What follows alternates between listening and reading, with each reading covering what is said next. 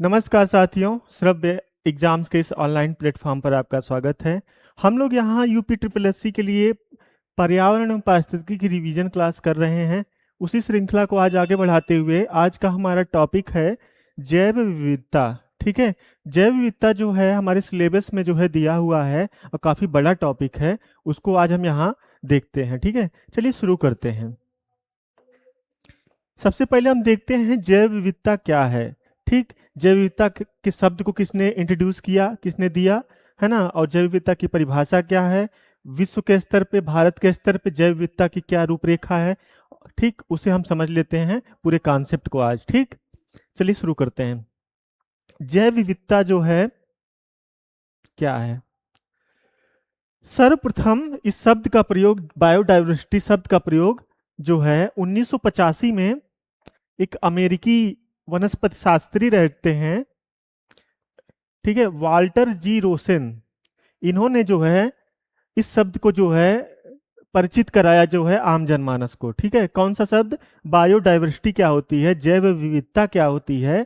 जैसा कि आप शब्द से ही देख रहे हैं, जैव यानी जीव जंतुओं और विविधता मतलब उनमें विविध प्रकार के, अनेक प्रकार के जीव जंतुओं का जो समूह होता है वही आपकी जैव विविधता होती है। तो उसी को जो है किसने इंट्रोड्यूस कराया था, डब्ल्यू सी रोजेन ने। ठीक, और आज एक चीज हम ये करेंगे कि जब भी कोई स्लाइड आएगी तो हम जो थोड़ा बगल में हो जाएंगे, जिससे आप लोग जो है बीच बीच में स्क्रीनशॉट लेते रहेंगे, क्योंकि पिछले वीडियो में ऐसा कमेंट आ रहे थे कि सर जो है थोड़ा साइड में हो जाया करिए स्क्रीनशॉट लेने के लिए। तो इस चीज का आज हम ध्यान रखेंगे। ठीक है, तो हमने देख लिया कि जैव विविधता शब्द को किसने दिया था, 1985 में वाल्टर जी रोसेन ने जैव विविधता शब्द को इंट्रोड्यूस किया था। ठीक, अब आगे देखते हैं कि इसकी डिफिनीशन क्या है।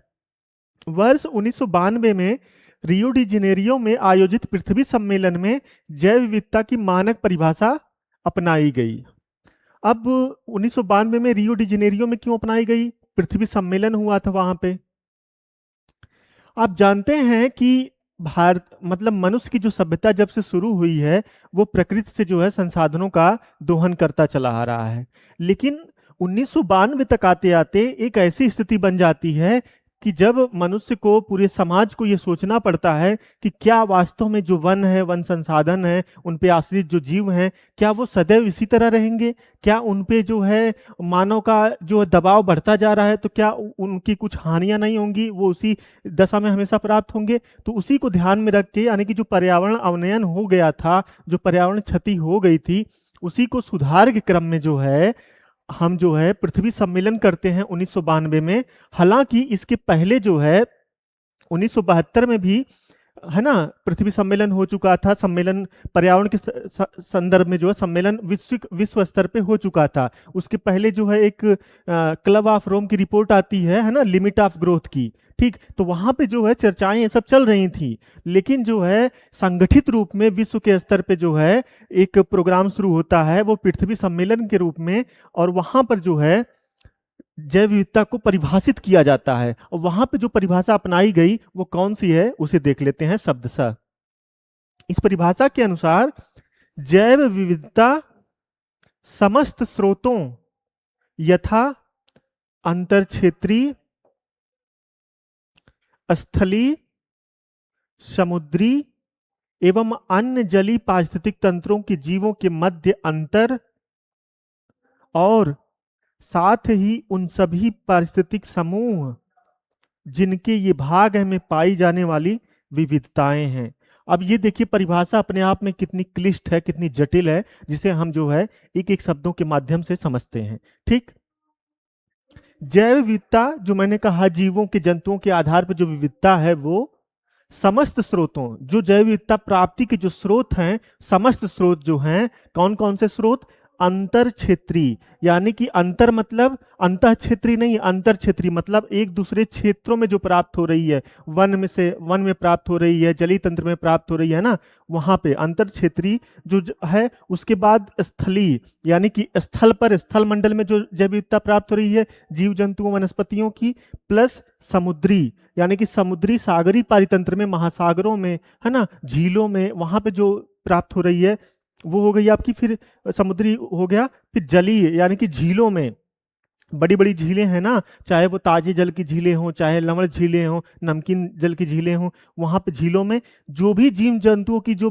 विविधता प्राप्त हुई, विविधता से तात्पर्य ये है कि विभिन्न प्रकार के जो जीव जंतु प्राप्त होते हैं वही तो विविधता कहलाती है। तो वो जो प्राप्त होती है पारिस्थितिक तंत्रों के जीवों के मध्य अंतर, और साथ ही उन सभी पारिस्थितिक समूह, यानी कि जो जीव जंतु जहां प्राप्त हो रहे हैं तो वो एक समूह में प्राप्त हो रहे हैं ना, और एक किसी पारिस्थितिक तंत्र में प्राप्त हो रहे हैं, तो उन सब को सम्मिलित रूप में जो है क्या कहा जाता है, जैव विविधता कहा जाता है। तो यानी कि स्थल तंत्र पे, जल तंत्र पे, सागर तंत्र पे जो समस्त जीव जंतुओं का जो पारिस्थितिक तंत्र है, जो जीवों की विविधताएं हैं, है ना, वो सम्मिलित रूप में जो है एक शब्द के अंदर समाहित होती हैं। वो कौन सा शब्द है, जैव विविधता। ये परिभाषा कहाँ पे अपनाई गई, 1992 में पृथ्वी सम्मेलन में अपनाई गई।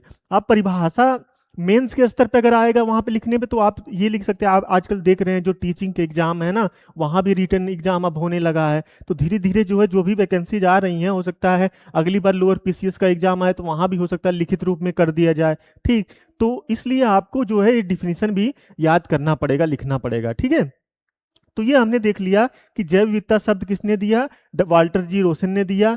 कब जैव विविधता को परिभाषित किया गया, पृथ्वी सम्मेलन में 1992 में इसको परिभाषित किया गया। परिभाषा क्या थी वो हमने देख लिया। अब आगे चलते हैं, अब देखते हैं कि जैव विविधता जो है वो सर्वाधिक कहाँ पे प्राप्त होती है। ठीक, तो उस संदर्भ में देखेंगे कि उष्ण वर्षा प्रदेश, वर्षावन जो प्रदेश होते हैं, यानी कि जो विषुवतीय वन प्रदेश होते हैं, जो 0 से 10 डिग्री, 0 से 5 डिग्री के मध्य जो विषुवतीय रेखा गुजरती है जहां से, वो उसके परितः जो आसपास संलग्न जो क्षेत्र होता है वही तो आपका उष्ण वर्षावन प्रदेश होता है। वहां पर जो है विश्व के लगभग वो जो विषुवतीय प्रदेश हैं वो विश्व का विश्व पटल के 6% क्षेत्र पे विस्तृत हैं। ठीक, लेकिन विश्व में प्राप्त जीव जंतुओं की आधे से अधिक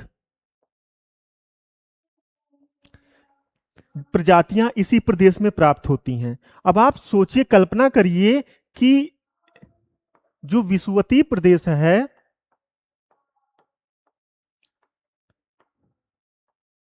विषुवतीय प्रदेश जो है केवल 6% जो है पृथ्वी का भूभाग है,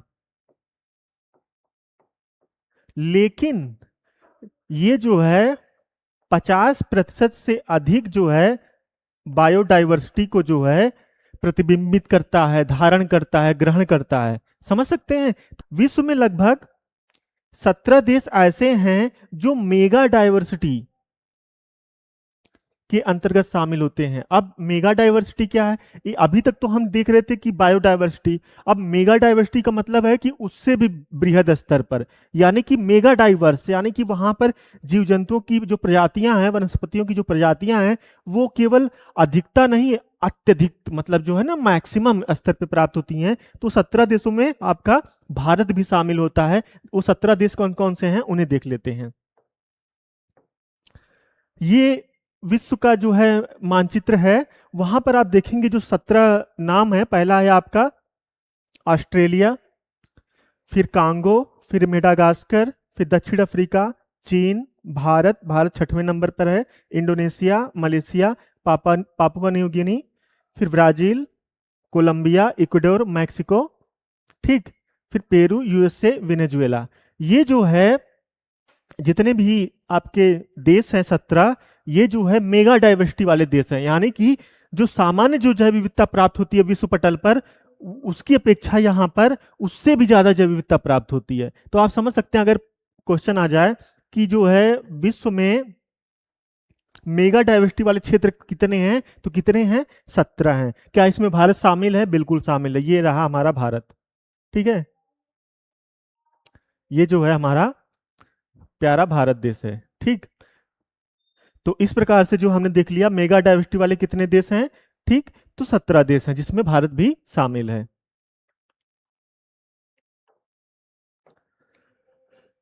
अब जो हमारी जैव विविधता है,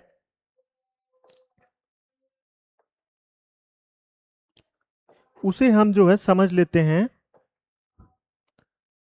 लेवल्स ऑफ बायोडाइवर्सिटी यानी कि जैव विविधता का जो स्तर होता है, कितने स्तर होते हैं उसे हम देख लेते हैं। ठीक, जो जैव विविधता प्राप्त होती है वो किन स्तरों पे प्राप्त होती है? वो प्रजातीय स्तर पे, आनुवांशिक स्तर पे, समुदाय के स्तर पे प्राप्त होती है ना। किस प्रकार से, उसे हम समझने का यहाँ प्रयास करते हैं। लेवल्स ऑफ बायोलॉजिकल डाइवर्सिटी, पहला है आपका जेनेटिक डाइवर्सिटी। ये क्या चीज है? जो जेनेटिक डाइवर्सिटी है ये आनुवांशिक स्तर पे प्राप्त होती है, यानी कि जैव विविधता आनुवांशिक स्तर पे, यानी कि यहां पर जो है variation within a species, difference in DNA, genes and traits. यानी कि यहां पर जो है जीव जंतुओं में, वनस्पतियों में जो विविधता प्राप्त होती है वो डीएनए, क्रोमोसोम्स, जीन के स्तर पर प्राप्त होती है। यानी कि जो जीव जंतुओं में आप जानते हैं ना, जो विभिन्न हमारे कोशिकाएं हैं उसमें जो है डीएनए, आरएनए है ना, न्यूक्लिक एसिड सब प्राप्त होते हैं। तो उसके यानी कि जो हमारे आनुवांशिक स्तर पे जो आनुवांशिक कारक होते हैं डीएनए, आरएनए, उनके स्तर पे जो जैव विविधता प्राप्त होती है, जीन के स्तर पे जो जैव विविधता प्राप्त होती है, उसे क्या कहते हैं? हमें जेनेटिक डाइवर्सिटी कहते हैं। और ये किस प्रकार से है? आप देख रहे हैं ये तितली है, 3 प्रकार की तितली है तो ये तितली ही, ठीक, तितली इसको कहा जाएगा है क्या? ये तितली ही है। लेकिन यहां पर देख रहे हैं ये थोड़ी ज्यादा लाल कलर की है, ये थोड़ी पीली कलर की है, ये थोड़ी चितकबरी कलर की है। तो दोनों में जो है अंतर कुछ प्राप्त हो रहा है। प्रजाति एक ही है लेकिन जीन के स्तर पे, जीन के स्तर पे जो है, जीन के स्तर पे इनमें परिवर्तन दिख रहा है। तो इस प्रकार से एक ही प्रजाति के स्तर पर ये जो वेरिएशन होता है, ये जो अंतर होता है, ये एक ही प्रजाति के स्तर पे होता है। ठीक, यानी कि ऐसी कौन सी विविधता जो एक ही प्रजाति के स्तर पे प्राप्त होती है? तो वो हमारी जो है आपकी आनुवांशिक जैव विविधता होती है। कौन सी? आनुवांशिक जैव विविधता, जेनेटिक डाइवर्सिटी होती है। क्लियर हो गया? उसी प्रकार से देख लीजिए ये सूरजमुखी का पौधा किस प्रकार से है, ये वाला किस प्रकार से बड़ा है ना, ये ज्यादा विस्तृत है। तो ये जो है हमारा जेनेटिक डाइवर्सिटी इस प्रकार से यहाँ पे संपन्न होती है। अगला है आपका स्पीसीज डाइवर्सिटी। प्रजातीय विविधता क्या होती है उसे समझ लेते हैं। ये प्रजाति के स्तर, ये जो है आनुवांशिक स्तर पे विविधता थी, और ये जो है अभी हम अगला देख रहे हैं, हम यहाँ पर जो है जैव विविधता जो है कितने स्तर पे प्राप्त होती है जीव जंतुओं में, वनस्पतियों में, उसे समझने का प्रयास कर रहे हैं। उसी में 3 स्तर प्राप्त होते हैं। पहला आनुवांशिक स्तर, दूसरा प्रजातीय स्तर, तीसरा समुदाय का स्तर। ठीक, अब उनको एक एक करके यहाँ पर देख रहे हैं। ठीक, अगला है आपका स्पीसीज डाइवर्सिटी, यानी कि प्रजातीय स्तर पर।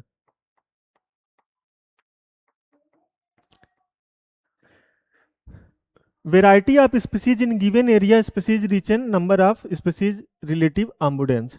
यानी कि यहां पर जो है प्रजाति स्तर पे, यानी कि यहाँ पे, वहां पे प्रजाति एक ही थी। क्या प्रजाति थी? तितली थी, और तितली में विभिन्न अंतर प्राप्त हो रहे थे। लेकिन यहाँ पर आप देखेंगे एक दूसरे प्रकार की कोई मछली है, ये कोई दूसरे प्रकार की मछली है ना। यहाँ पर जो है कोरल रीफ दिख रहे हैं आपको, छोटे छोटे लाइकेन दिख रहे हैं, विभिन्न समुद्री पारितंत्र दिख रहा है ना। तो इस प्रकार से ये जो जैव विविधता प्राप्त हो रही है, ये किस स्तर पे है? ये प्रजातीय स्तर पे है। क्लियर हो गया? वहां पर एक ही जीव था, उसमें अंतर, मतलब तितली ही थी, उसमें अंतर प्राप्त हो रहा था। विभिन्न प्रकार की रंग बिरंगी अलग अलग रंगों की तितली हो जा रही थी। लेकिन यहाँ पर अलग अलग जो है मछलियां हैं, अलग अलग प्रजाति की हैं। ठीक है, और कछुआ है, ये जो जैव विविधता प्राप्त हो रही है, या यहाँ पे देखेंगे ऑक्टोपस है। तो ये जो इनमें विविधता प्राप्त हो रही है जीव जंतुओं का जो प्रजातीय स्तर पे है, वो जो है हमारा कौन सा कहलाता है? Species diversity. ठीक, तीसरा है हमारा कम्युनिटी इकोसिस्टम डाइवर्सिटी।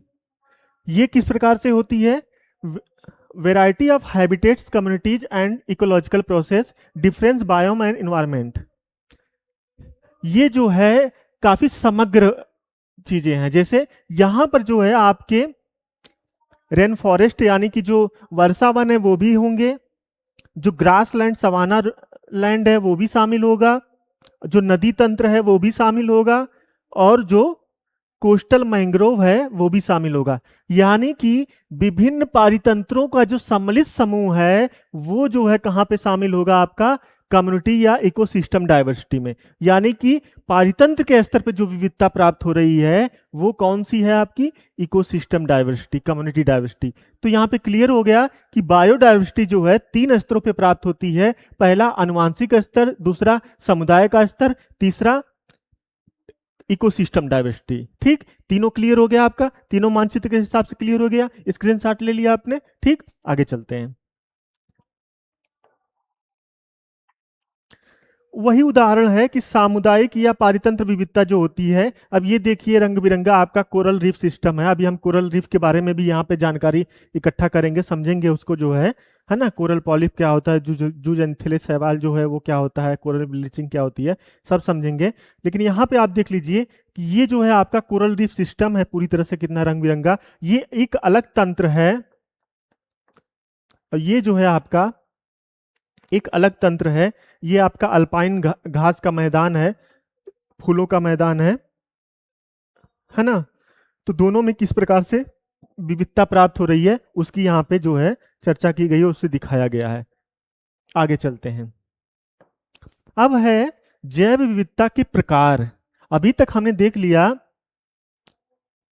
हाँ उसी चीज को यहाँ पे जो है, वहां पे हमने इंफोग्राफिक के माध्यम से देख लिया था, उसी को यहाँ पे जो है फ्लो चार्ट के माध्यम से बताया गया है। क्या है देख लेते हैं, फिर से रिवाइज कर लेते हैं।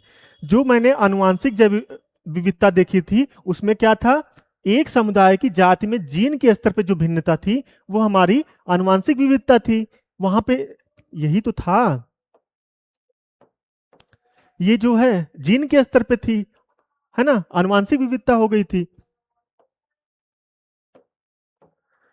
अगला था आपका प्रजाति या जात के स्तर पे विविधता जो थी, वो है जीव जंतुओं के समुदाय की प्रजातियों में भिन्नता जो होती है, वो हो गया आपका। ठीक, फिर अगला है आपका समुदाय एवं पारितंत्र के स्तर पे विविधता जो होती है, वो एक पारिस्थितिक तंत्र में प्राप्त समुदायों से दूसरे पारितंत्र के समुदाय के मध्य जो भिन्नता होती है वो आपकी समुदाय स्तर पे हो गई, तीनों फ्लो चार्ट के माध्यम से। यानी कि जो जैव विविधता के प्रकार होते हैं वो कौन कौन से होते हैं, आनुवांशिक विविधता, जाति विविधता, समुदाय एवं पारितंत्र आधारित विविधता। क्लियर हो गया, जैव विविधता में अब कोई कंफ्यूजन नहीं है। आगे चलते हैं।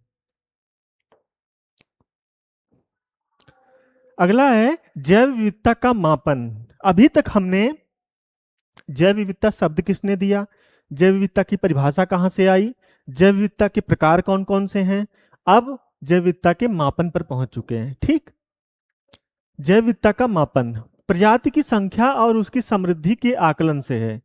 यानी कि जो जैव विविधता का मापन है उसका तात्पर्य क्या है, उसका अर्थ क्या है, वो ये कि प्रजाति की संख्या और उसकी समृद्धि की आकलन से है। यानी कि जो प्रजाति की संख्या और समृद्धि का जो हम आकलन कर रहे हैं वही आकलन ही क्या कहलाता है, जैव विविधता का मापन कहलाता है। समझ गए, जो अगर जैव विविधता का मापन से क्या तात्पर्य है, जो जैव विविधता में जीव जंतुओं की विविधता में जो संख्या है जीव जंतुओं की वो, और वो कितना समृद्ध है, वही जो आकलन करेंगे एक हम, है ना, उसका एक आंकड़ा इकट्ठा करेंगे, वही चीज जो कहलाता है आपका, वही जैव विविधता का मापन कहलाता है। ठीक, ये आकलन किसने प्रस्तुत किया, क्योंकि कोई तथ्य हम कहते हैं, कोई संकल्पना देते हैं, अगर किसी वैज्ञानिक का नाम, किसी रिसोर्स का नाम, स्रोत का नाम जोड़ देते हैं तो उस तथ्य या उस आंकड़े की वैलिडिटी हो जाती है, वो पुष्टि हो जाती है उसकी। तो वहां पे जो है एग्जामिनर जो है उस चीज को जो है अच्छे वे में देखता है कि ये लड़का सिर्फ कहानी नहीं बना रहा है, यहाँ पे उसको वैचारिक आधार, वैज्ञानिक आधार भी प्रदान कर रहा है। ठीक, तो 1972 में विटेकर महोदय ने, वाइटेकर या विटेकर कह सकते हैं, द्वारा ये विभाजन किया गया है। ये हैं विटेकर महोदय सिंबॉलिक रूप में। तो इन्होंने जो विभाजन किया वो 3 स्तर पे किया। पहला अल्फा विविधता, दूसरा बीटा विविधता, तीसरा गामा विविधता। अब ये अल्फा, बीटा, गामा 3 स्तर पे जो है विटेकर महोदय ने 1972 में जैव विविधता के मापन का जो है प्रणाली विकसित की, इसको डिफाइन किया। अब देखते हैं कि ये अल्फा, बीटा, गामा क्या क्या है। जैव विविधता मापन के तीनों स्तर हैं, अल्फा विविधता, बीटा विविधता, गामा विविधता। अल्फा विविधता के अंतर्गत जो है क्या होता है,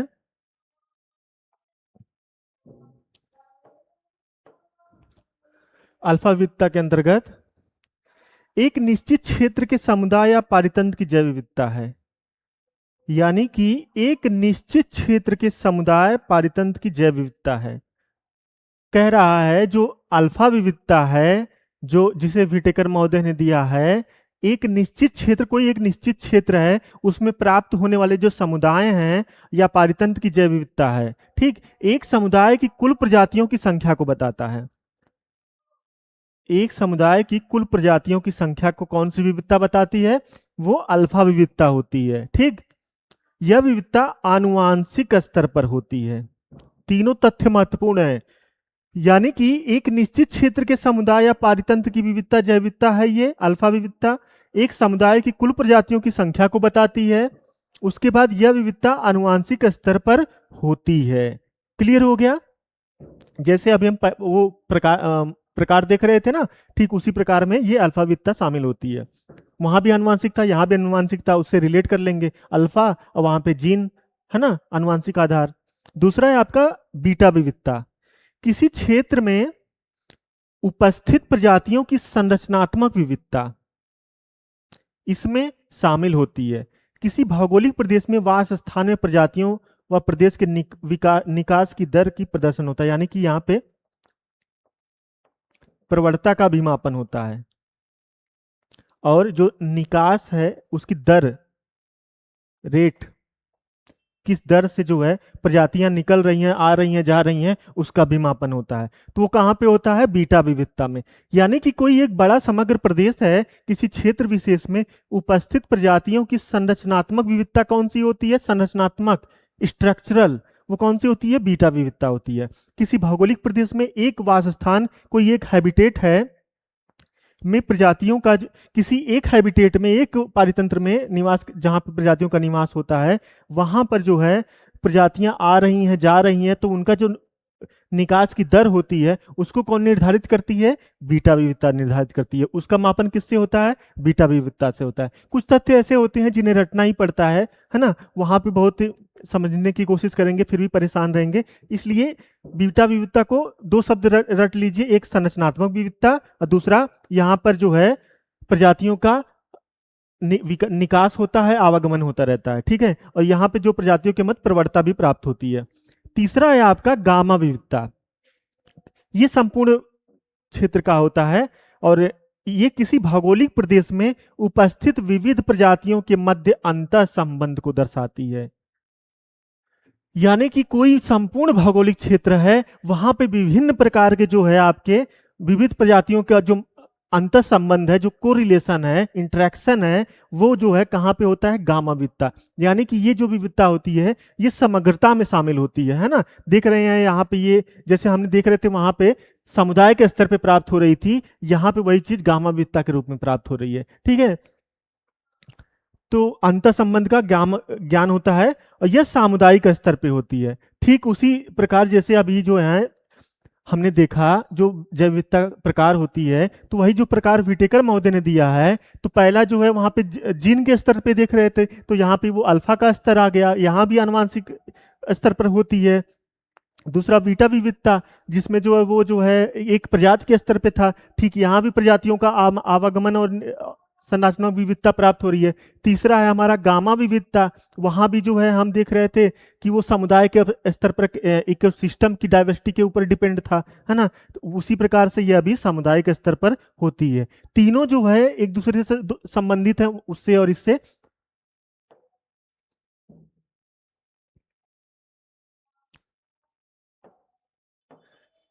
तीनों जो है ये जो जैसे देखा मैंने, genetic diversity, species diversity, community and ecosystem diversity, ये तीनों जो है अल्फा बीटा गामा, ये तीनों जो है एक दूसरे से संबंधित हैं। ठीक, वहां बस उसको जो है उसका जो विभाजन है वो जो है हमारे विटेकर महोदय ने कर दिया है दूसरे वैज्ञानिक आधारों पे।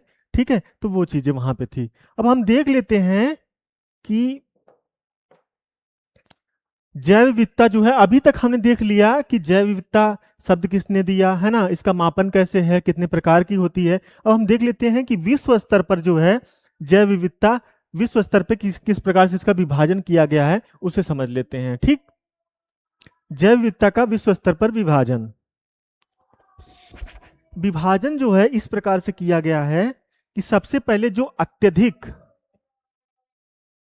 जैव विविधता वाले क्षेत्र हैं वो कौन कौन से हैं, उसके बाद अधिक यानी कि जो मैक्सिमम है तो उसके उससे जो है एक यानी है ना, जैसे होता है 3 स्टेज होते हैं ना, गुड बेटर बेस्ट, तो जो अभी बेटर वाले हैं वो अधिक जैव विविधता वाला क्षेत्र। फिर तीसरा जो आपका निम्न जैव विविधता वाला क्षेत्र, जहां पे जो है न्यूनतम जैव विविधता प्राप्त होती है, वो तीसरा क्षेत्र है।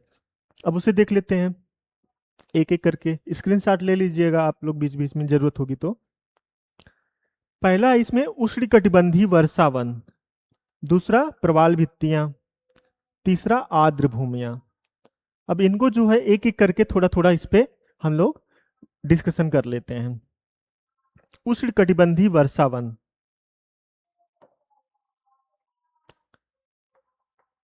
उष्ण कटिबंधीय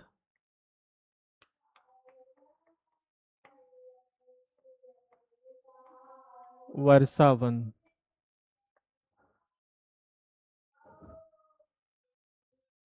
0 डिग्री,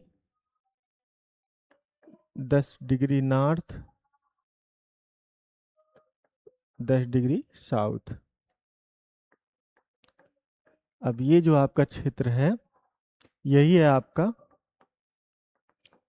विषुवतीय वन का।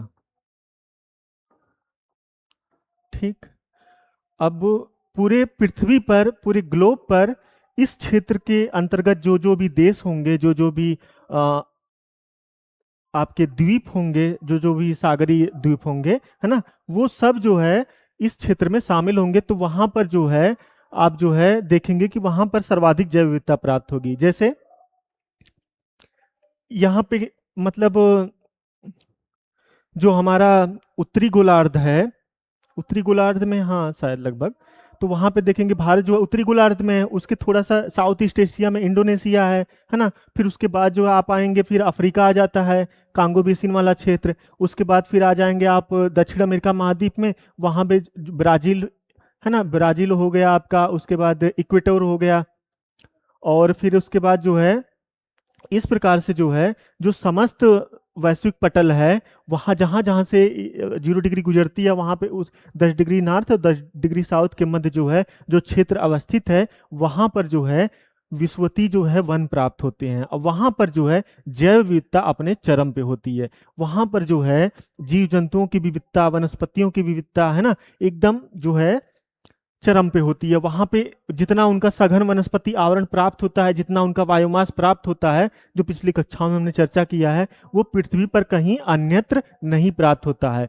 इस पारितंत्र की जो उत्पादकता होती है, प्रोडक्टिविटी होती है, वो सर्वाधिक होती है ना, 2000 ग्राम पर ईयर पर, है ना, होती है लगभग लगभग। तो इस प्रकार से समस्त जो क्षेत्र इसके अंतर्गत शामिल होते हैं वो यहाँ पे जो है विषुवतीय वन के अंतर्गत शामिल होते हैं। और यहाँ पे आप जानते हैं कि ये वन जो है अपने चरम अवस्था में है, क्लाइमेक्स कम्युनिटी में पहुंच चुके हैं। और एक बार जब इन वनों का कटाव हो रहा है, जो जैसे ब्राजील में उसको काट के जो है वहाँ पे जो है ना, वहाँ पे ग्रासलैंड बनाए जा रहे हैं, वहाँ पे खेत बनाए जा रहे हैं, है ना। तो उसकी वजह से क्या हो रहा है कि एक बार जब ये वनों को काट दिया जाता है ना, एक बार जब इन वनों को काट दिया जाता है तो उससे ये दोबारा पनप नहीं पाते हैं, दोबारा ये आ नहीं पाते हैं उतनी सघनता में। उसकी वजह क्या होती है कि यहाँ की जो मृदा होती है वो कम पोषक तत्व ग्रहण करती है। क्योंकि आप जानते हैं कि यहाँ पर जो है जो डिकम्पोजर्स हैं उनकी जो है एक्टिविटी बहुत ज़्यादा चरम होती है, तो मृदा में जो है पोषक तत्व मिल नहीं पाते हैं, बायोजियो केमिकल साइकिल जो है वो डिस्टर्ब हो गया होता है। तो इस प्रकार से ये जो हमारा पारितंत्र है वहाँ पे जैव विविधता का इस प्रकार से अवस्थित है। अगला है हमारा प्रवाल भित्तियां। प्रवाल भित्तियों के बारे में अभी हम आगे विस्तृत चर्चा करेंगे, लेकिन आप ये जान लीजिए कि जिस प्रकार से स्थल पे विषुवतीय वर्षावन अपने आप महत्ता रखते हैं, अपना महत्व रखते हैं, ठीक उसी प्रकार से प्रवाल भित्तियां जो है सागरी तंत्र में अपनी महत्व रखती हैं।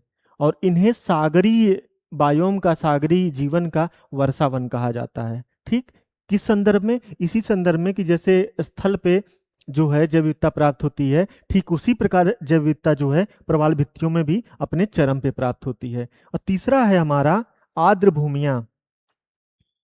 जो वेटलैंड्स हैं, जो आर्द्र भूमियां हैं, वो भी जो है जैव विविधता के संचालन के लिए, पालन के लिए काफी महत्वपूर्ण होती हैं। आप देखते हैं रामसर साइट्स में कितनी आर्द्र भूमियां शामिल हैं। भारत की अभी पिछली कक्षा में चर्चा किया था, 100 के आसपास शामिल हो चुकी हैं। तो इनका महत्व क्यों है? क्यों? क्योंकि यहाँ पे विभिन्न प्रजातियों का ये वास स्थल है, वनस्पतियों का, पक्षियों का, समझ रहे हैं? तो इसलिए यहाँ पे जो है जैव विविधता अत्यधिक प्राप्त होती है। ठीक, इसके बाद जो है आता है आपका अधिक जैव विविधता वाला क्षेत्र। वो कौन सा है? वो है आपका पश्चिमी यूरोप। पश्चिमी यूरोप में कौन कौन देश शामिल होते हैं? जैसे आपका फ्रांस हो गया, जर्मनी हो गया, है ना, फिर इटली हो गया, मेडिटेरेनियन से लगा हुआ, ये सब हैं। फिर मानसूनी प्रदेश। मानसूनी प्रदेश कौन सा है? जिसमें हम लोग हैं, भारत जो है मानसूनी प्रदेश है ना। भारत है, दक्षिण एशिया पूरा आ जाएगा मानसूनी में। ठीक, साउथ ईस्ट एशिया भी आ जाएगा लगभग लगभग। फिर घास के मैदान। अब विश्व में जितने भी घास के मैदान हैं, उसे आप एक बार दिमाग में दौड़ाइए।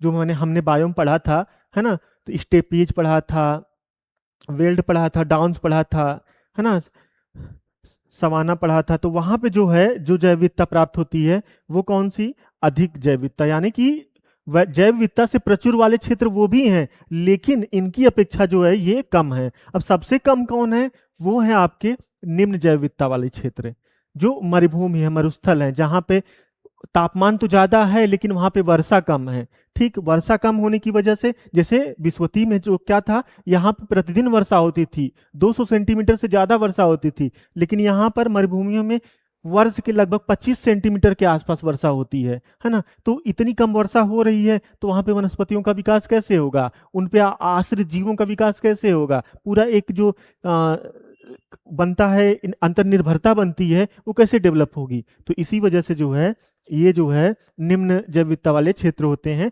मरुभूमि क्षेत्र।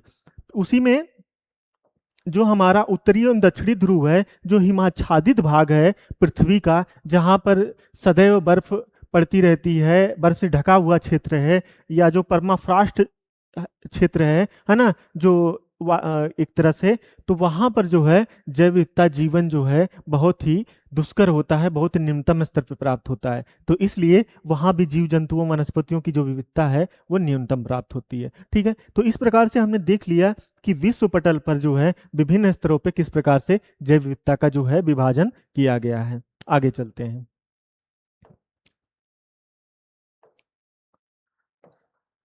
अब यहां पर देख लेते हैं कि जैव विविधता की सेवाएं कौन कौन सी हैं। ठीक है,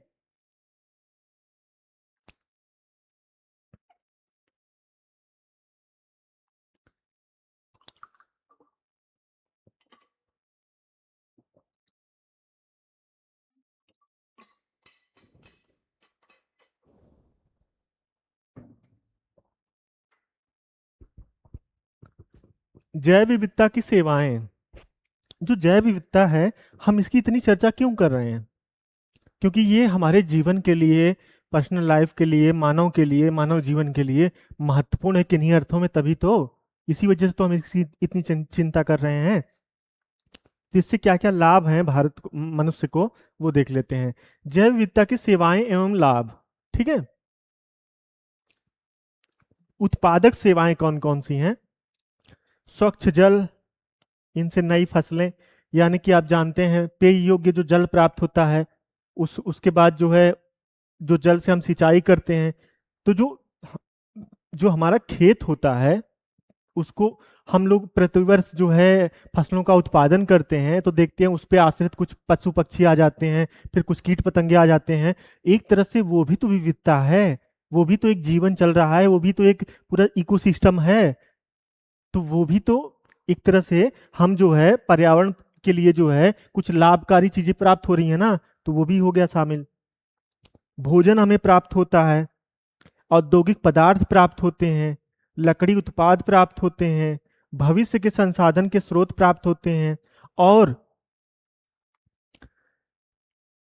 पुष्पों के विकास के लिए, पौधों के विकास के लिए जो परागण की क्रिया होती है वो भी संपन्न होती है। और जो ओवरऑल जो जलवायु में विनियमन है, रेगुलेशन है, वो भी संपन्न होता है। किसके माध्यम से? जैव विविधता के माध्यम से। ठीक। पारिस्थितिकी या नियामक सेवाएं। अब नियामक सेवाएं कौन कौन सी हैं? जल स्रोतों का संरक्षण है। आप जानते हैं कि हम जो वेटलैंड्स हैं, आर्द्र भूमियां हैं, इतना जोर क्यों डालते हैं इसके संरक्षण के लिए? क्यों? क्योंकि वहां पर जल जो है एकत्र होता है, इकट्ठा होता है। वो जल धीरे धीरे रिस रिस के परमिएबल जो चट्टानें होती हैं उनके माध्यम से नीचे जाता है। ठीक, वहां पे जाके इकट्ठा होता है, फिर भूमिगत जल के स्रोत के रूप में वो वहां इनरिचमेंट होते हैं, है ना। जल के जो इक्विफर होते हैं वो जो है समृद्ध होते हैं, प्रचुर होते हैं। तो जिससे क्या होता है? जल स्रोतों का संरक्षण होता है। किसके माध्यम से? जैव विविधता के माध्यम से। पोषण भंडारण एवं चक्रण होता है। मृदा का निर्माण एवं संरक्षण होता है। प्रदूषण को नियंत्रित करती हैं।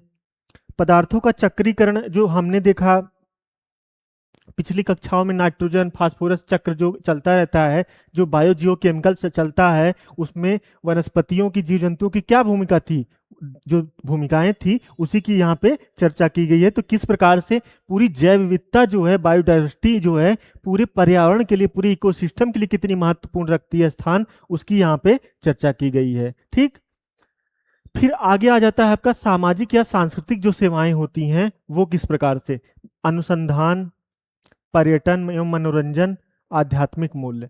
आप जानते हैं जब इतना तनाव भरी इस समय लोगों का जीवन चल रहा है ना, आर्थिक उन्नति के लिए लोग कितने अग्रसर हैं, कितने प्रयासरत हैं, व्याकुल हैं, तो वहां पे क्या होता है? लोग इको पर्यटन करते हैं, इको टूरिज्म करते हैं, है ना। वहां पे जाते हैं, हिमालय के क्षेत्र में जाते हैं, या कहीं बीच पे जाते हैं, गोवा घूमने जाते हैं, या कहीं साउथ ईस्ट एशिया में चले जाते हैं। तो क्या चीजें हैं? वही तो है पर्यटन सेवाएं एवं मनोरंजन, उसकी बात की गई है। फिर उसी में आ जाता है आपका आध्यात्मिक मूल्य। देखते हैं आप जो है, अक्सर देखते हैं कि अरे यार इतना समस्या है तो चले जाओ हिमालय पे चले जाओ। तो हिमालय, बार बार हिमालय की चर्चा क्यों की जाती है? क्योंकि वहां पे ऐसा इकोसिस्टम है, ऐसा पर्यावरण है कि वहां पे जो है आप स्पिरिचुअल, आप आध्यात्मिक मूल्य जो है वहां पर प्राप्त करते हैं। जो विभिन्न आध्यात्मिक हमारे संस्थान है वो ज्यादातर देखा जाए तो हिमालय या जो पर्वतीय क्षेत्र हैं, या जो पर्यावरण संपन्न क्षेत्र हैं, समृद्ध क्षेत्र हैं, वहीं पे स्थापित किए गए हैं। ठीक। तो इस प्रकार से हमने जाना कि जो जैव विविधता है वो कितने स्तरों पे जो है हमें महत्वपूर्ण प्रदान करती है, स्थान प्रदान करती है ना। उत्पादक सेवाओं के माध्यम से, पारिस्थितिकी या नियामक सेवाओं के माध्यम से, सामाजिक या सांस्कृतिक सेवाओं के माध्यम से जैव विविधता जो है हमारे जीवन के लिए, हमारे अस्तित्व के लिए कितनी महत्वपूर्ण है। ठीक, क्लियर हो गया? आगे चलते हैं। और इसी संदर्भ में जो है, जो छोटे स्तर पे जो हमें, जैसे कुनैन है, टेक्सॉल है, मार्फिन है और बोटानो केमिकल्स हैं, ये जो हैं ये वनस्पतियों से प्राप्त होने वाले, जीव जंतुओं से प्राप्त होने वाले औषधियां हैं, है ना। तो आप समझ सकते हैं कि सिर्फ पर्यटन सेवाएं या दूसरी सेवाओं के माध्यम में ही नहीं वो चीज निर्भर थी जैव विविधता, वो जो है औषधीय पदार्थों के रूप में भी हमें सहायता करती है। जानते हैं जो सिनकोना वृक्ष होता है उससे कुनैन प्राप्त होता है ना, मलेरिया के लिए जो है काफी सहायक होता था। तो इस लिहाज से ये जो औषधीय गुणों वाले पदार्थ हैं, है ना, वो जो है हमें कहाँ से प्राप्त होते हैं? वो भी जैव विविधता से ही प्राप्त होते हैं। जो हमारा एक होता है ना परंपरागत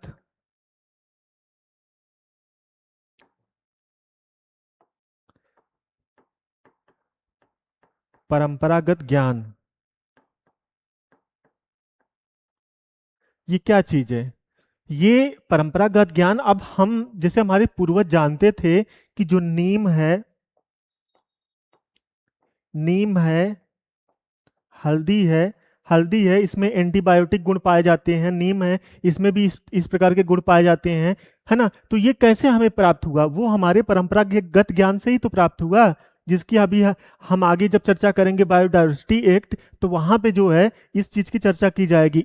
इसके आधार पे जो है दवाएं अपना पेटेंट लोग कराते हैं, तो वो सब चीजें वहां पे संपन्न होती हैं।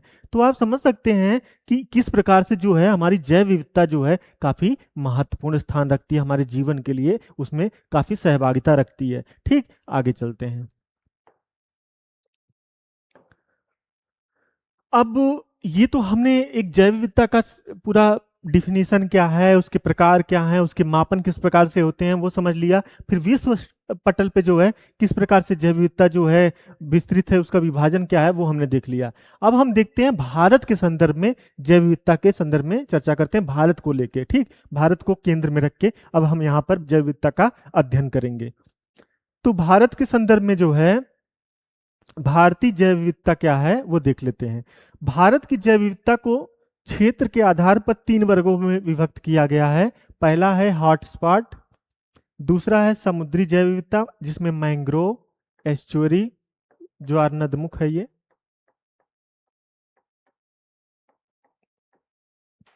तीसरा है प्रवाल भित्तियां, अगला है जैव भौगोलिक क्षेत्र। तो भारत के स्तर पे जो है, जो हम अध्ययन करेंगे जैव विविधता का, वो 3 स्तरों पे करेंगे। पहले जो हॉटस्पॉट है भारत में, हॉटस्पॉट क्या होते हैं अभी आगे हम जानने का प्रयास करेंगे। फिर समुद्री जैव विविधता है, मैंग्रोव, एस्चुरी, प्रवाल भित्तियां, जिसमें हम मैंग्रोव पढ़ चुके हैं, ज्वार नदमुख भी पढ़ चुके हैं, प्रवाल भित्तियां आज जो हम देखेंगे इसको, और जैव भौगोलिक क्षेत्र इसे हम आगे पढ़ेंगे। ठीक,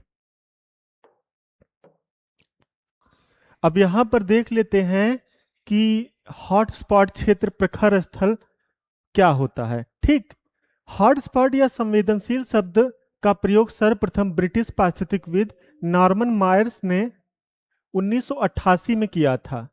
ठीक है, हॉटस्पॉट का जो शब्द है उसका प्रयोग जो है सर्वप्रथम नॉर्मन मायर्स ने 1988 में किया था। अब हॉटस्पॉट होता क्या है उसे समझ लेते हैं।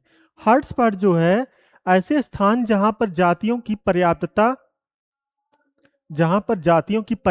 तथा स्थानीय जातियों की अधिकता पाई जाती है, लेकिन साथ ही इन जीव जातियों के अस्तित्व पर निरंतर संकट बना हुआ रहता है ना। यानी कि कोई ऐसा स्थल, जैव विविधता वाला कोई प्रचुर स्थल, जहां पर जो है प्रजातियों की पर्याप्त मात्रा प्राप्त होती है, इसके साथ साथ जो है उनके हैबिटेट पे जो है निरंतर संकट बना हुआ रहता है। ठीक है, जहां पर स्थानीय एवं वैश्विक दृष्टि से जातियों की समृद्धता है, लेकिन आवास विनाश का संकट बना हुआ रहता है, वही चीज है। और ऐसे जो क्षेत्र होते हैं पृथ्वी पर वो हॉटस्पॉट कहे जाते हैं। इसे हम इस परिभाषा को या कुछ इस प्रकार से समझते हैं। हॉटस्पॉट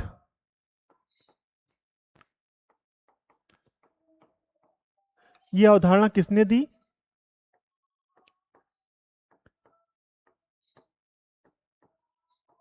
नॉर्मन मायर्स ने।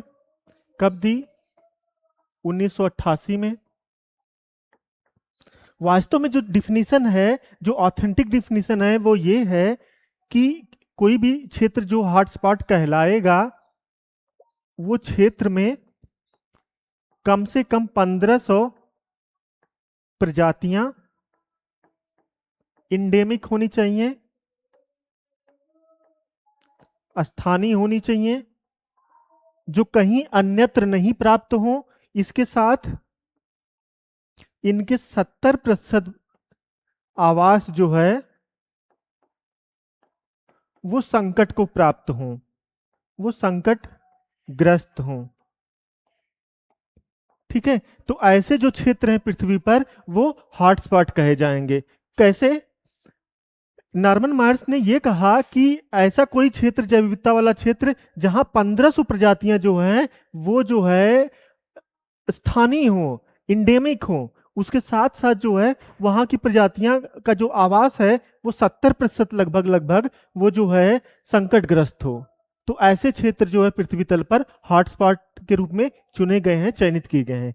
ये जो है आपका, ये स्थल मंडल पे ये जो है हॉटस्पॉट की अवधारणा शामिल की गई है। लेकिन वहीं दूसरी तरफ एक और कॉन्सेप्ट आता है, वो उसको भी यहीं पे जान लीजिए, वो होता है होप स्पॉट। होप स्पॉट किस संदर्भ में है? ये आपका जल तंत्र के संदर्भ में है, सागर तंत्र, महासागर।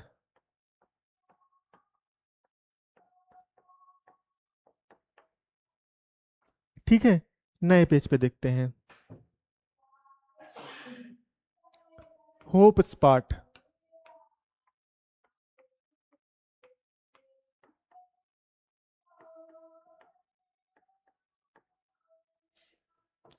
जैसे स्थल मंडल पे जो है आपका हॉट स्पॉट है, ठीक उसी प्रकार जल मंडल में होप स्पॉट है। होप स्पॉट के अंतर्गत क्या है कि जो सपोज कीजिए जो सागरों में जो कोरल रीफ हैं, जो एक टर्म होता है गियोट, ये जो है सागरी जो पर्वत होते हैं उनको गियोट कहा जाता है, उनका जो शीर्ष होता है वो सपाट होता है। ठीक है, तो ये जो है जैव विविधता काफी रिच स्थल है, तो वो जो है संकट को जो प्राप्त हो रहे हैं, संकटग्रस्त हैं, तो वो जो है आपके क्या कहलाएंगे? होप स्पॉट कहलाएंगे। ठीक है, और ये टर्म जो कौन दिया है? ये टर्म जो है सेल्विया एर्ले, इन्होंने ये टर्म दिया होप स्पॉट का। जैसे नॉर्मन मायर ने स्थल मंडल के टर्म में संदर्भ में टर्म दिया हॉट स्पॉट का, ठीक उसी प्रकार से इन्होंने जो है ये टर्म दिया होप स्पॉट का, ठीक सेल्विया अर्ले ने। और इन्होंने ये बताया लगभग लगभग 115 देशों में, लगभग लगभग 115 देशों में 170 के आसपास आसपास होप स्पॉट हैं। ठीक है, कितने? 170 के आसपास। भारत में कितने हैं लगभग? भारत में एक आपका है अंडमान निकोबार, दूसरा है लक्षद्वीप। ये जो है होप स्पॉट के रूप में चिन्हित किए गए स्थल हैं। तो आपको होप स्पॉट और आपका हॉट स्पॉट दोनों की अवधारणा समझ में आ गई, दोनों क्लियर हो गया, दोनों आपने नोट्स कर लिया। ठीक है, तो ये जो है अगर हॉट स्पॉट पूछता है और कभी हो सकता है होप स्पॉट के बारे में भी पूछ ले, तो वहां पे जो है आपके पास जानकारी होनी चाहिए। ठीक है, चलते हैं।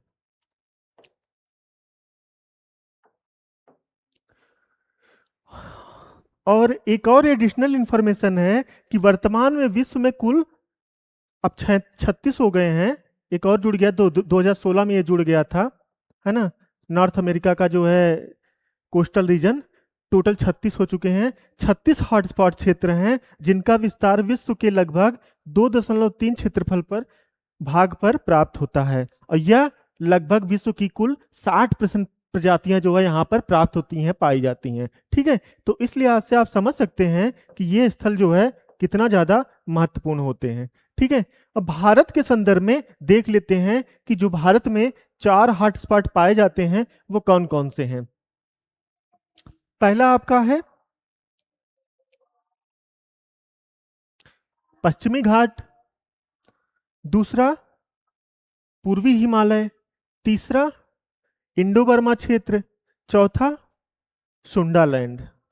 ठीक है, 4 जो है भारत में हॉटस्पॉट प्राप्त होते हैं। ठीक है, तो पूर्वी हिमालय, पश्चिमी घाट, भारत म्यांमार सीमा एवं सुंडालैंड। ठीक है, तो इस प्रकार से जो है भारत में 4 हॉटस्पॉट प्राप्त होते हैं। अब इनके बारे में डिटेल में समझ लेते हैं। लिया आगे देखते हैं। अभी यहां पर, अब यहां पे आप देखेंगे कि global and Indian biodiversity hotspot जो है कौन कौन से हैं वो आप देख सकते हैं कि ये जो 35 हैं, इसको आप स्क्रीनशॉट लेना चाहें तो ले सकते हैं। तो ये जो 35 है उनका भी यहाँ पे विभाजन दिया गया है, और भारत के जो 4 हैं यहाँ पे जो है वो भी दिया गया है। वेस्टर्न घाट ये है आपका हो गया, ये है the western Ghat and Sri Lanka, ये है आपका सुंडालैंड वाला क्षेत्र, ये है ईस्टर्न हिमालय, ये है इंडो बर्मा। ठीक, तो इस प्रकार से जो है हमने यहाँ पे देख लिया।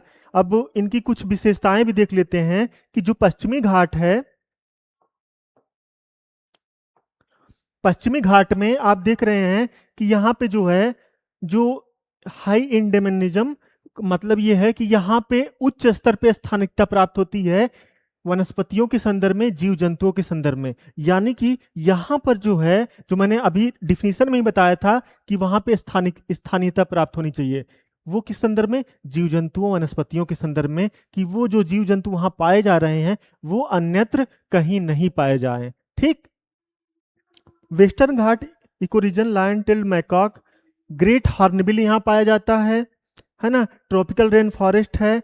तो इस प्रकार से यहाँ लगभग लगभग 3000 इंडेमिक प्रजातियां प्राप्त होती हैं, स्थानीय प्रजातियां प्राप्त होती हैं। कहाँ, आपके पश्चिमी घाट में। ठीक, दूसरा है आपका पूर्वी हिमालय का क्षेत्र जो हॉटस्पॉट के रूप में है।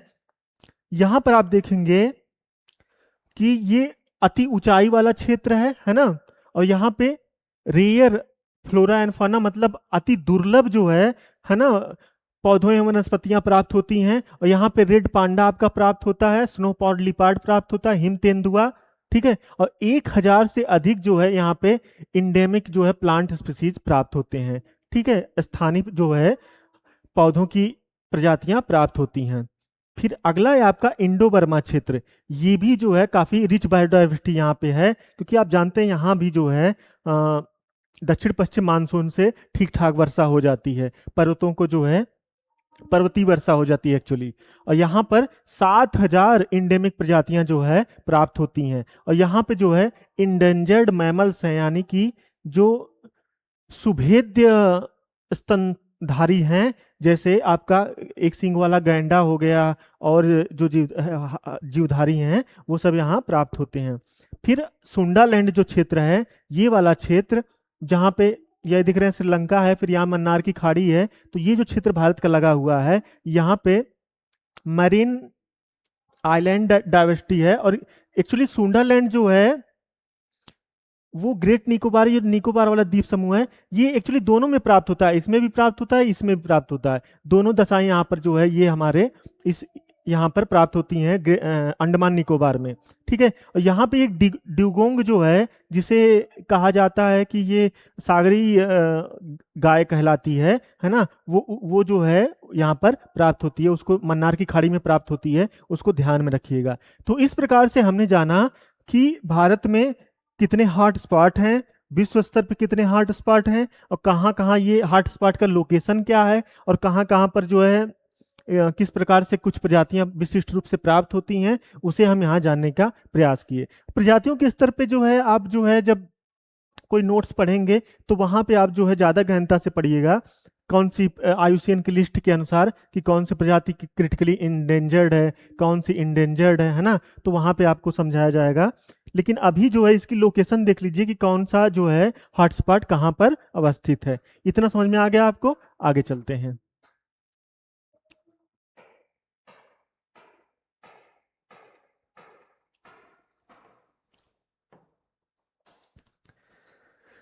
भारत के हॉटस्पॉट जो है, जो अभी हम देख रहे थे, उसको जो है थोड़ा उसके बारे में इंफॉर्मेशन देख लेते हैं।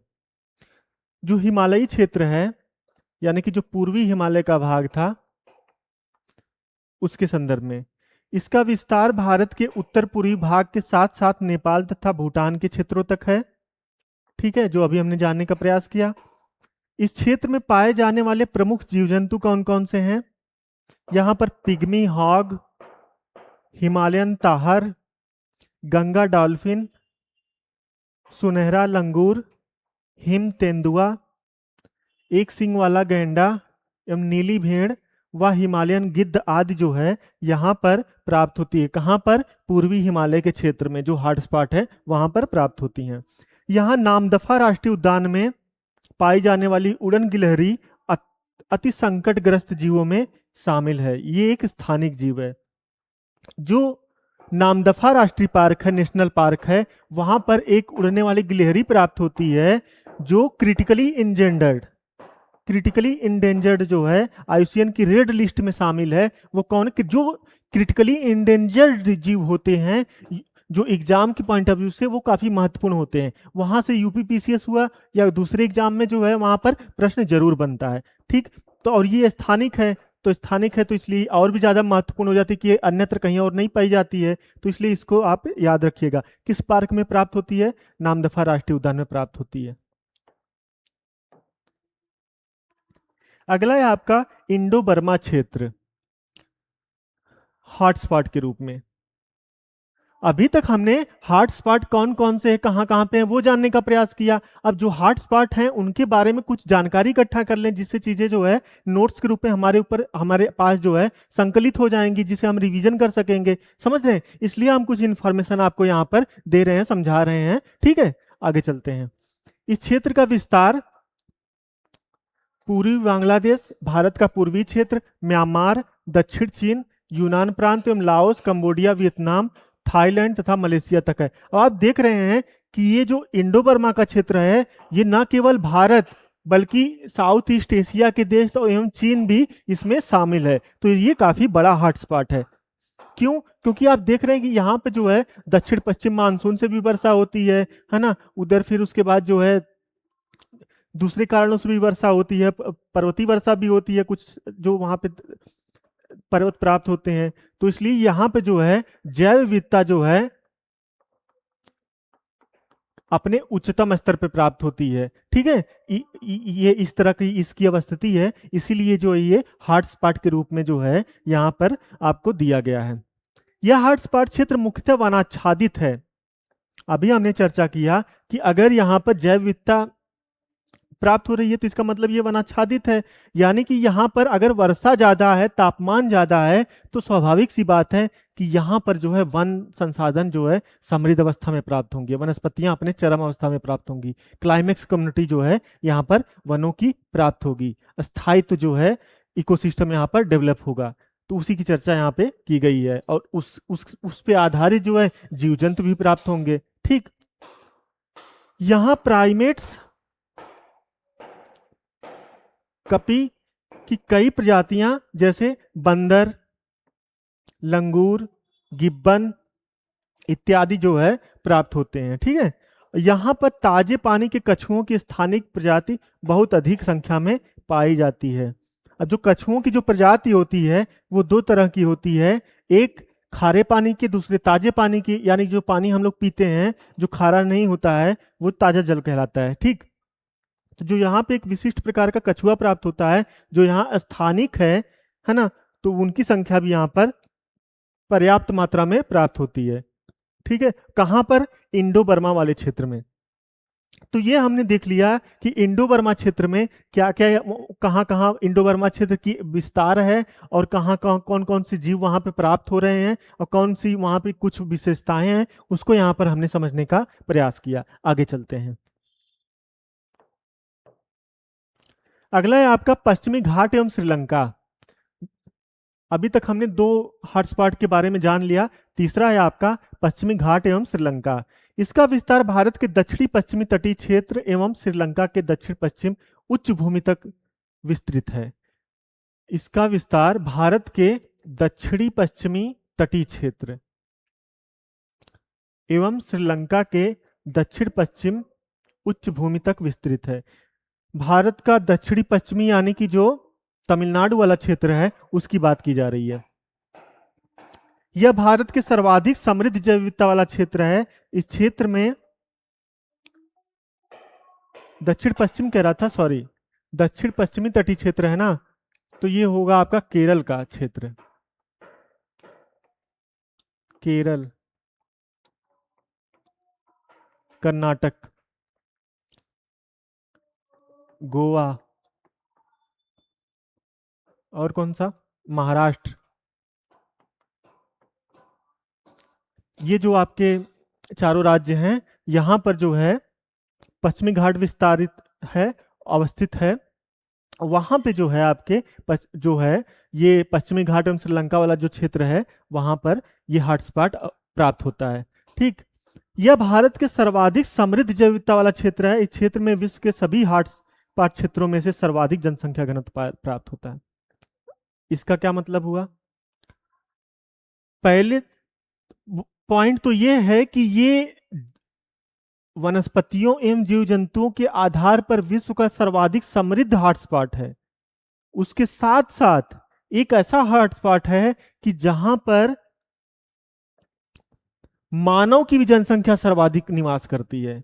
समझ रहे हैं कि वहां पर वनस्पतियों एवं, अगर कोई ऐसा हॉटस्पॉट या जैव विविधता वाला क्षेत्र जहां पर वनस्पतियां एवं वहां की इंडेमिक प्रजातियां भी निवास कर रही हैं, उसके साथ साथ अगर मानव भी आ जाएगा वहां पे, तब तो कुछ विरोधाभास होगा ना, तब तो कुछ कॉन्फ्लिक्ट होगा ना। उसी पे अभी 2-3 समितियां आगे हम देखेंगे किस प्रकार से वो बनी है। ठीक है, वहां पे मानवीय क्रियाओं से किस प्रकार वो जो है वहां पर हॉटस्पॉट मतलब वहां पे डिस्टर्ब हो रहा है, इम्बैलेंस क्रिएट हो रहा है, उसे भी समझने का प्रयास करेंगे। ठीक है, इस क्षेत्र में पाई जाने वाली प्रमुख जंतु प्रजातियां एशियाई हाथी, यानी कि यहाँ पे एशियाई हाथी प्राप्त होती है। नीलगिरी ताहर, ये काफी चर्चित रहती है। भारतीय बाघ, बाघ तो लगभग लगभग भारत में प्राप्त होता है।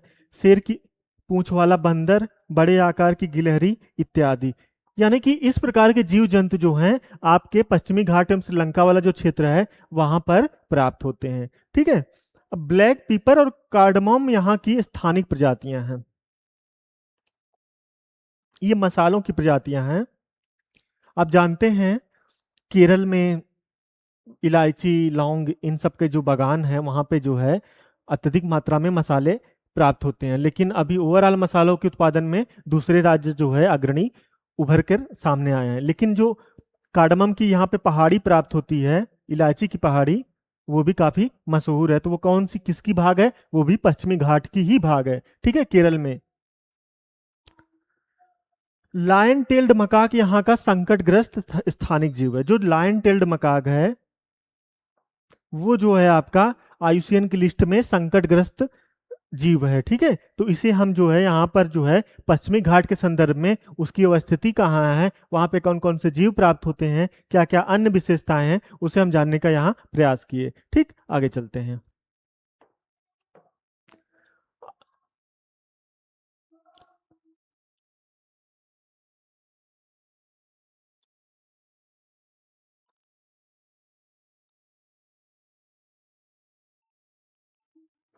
पश्चिमी घाट के संदर्भ में ही कुछ एडिशनल इंफॉर्मेशन है, उसे भी देख लेते हैं। ठीक है, पश्चिमी घाट जैव विविधता की दृष्टि से सबसे समृद्ध स्थल है।